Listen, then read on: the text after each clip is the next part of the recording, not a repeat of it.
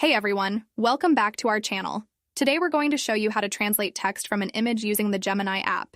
This feature is super handy if you find text in a foreign language on signs, documents, or menus. Let's dive in. Open the Gemini app on your smart device and make sure you're logged into your account. By opening the Gemini app on the home page at the bottom of the screen, look for the camera-shaped option and click on it. By clicking on the camera, the next page will open where you can take a picture of any document and translate it. But since we already have the image, we'll go down to the gallery in the lower left corner of the screen and click on it. Then select the image you want to translate and click on it, and then confirm by clicking on Attach. Once the image appears in the text box, all that remains is to enter that we want to translate the text in the image into Spanish and click on the arrow on the right side of the screen. Please note that the Gemini app cannot translate the exact text of the image.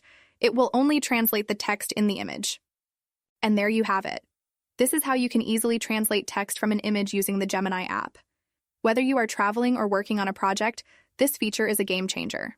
If this guide helped you, give it a thumbs up and subscribe to our channel for more tech tips and tutorials. Thanks for watching and see you in the next video.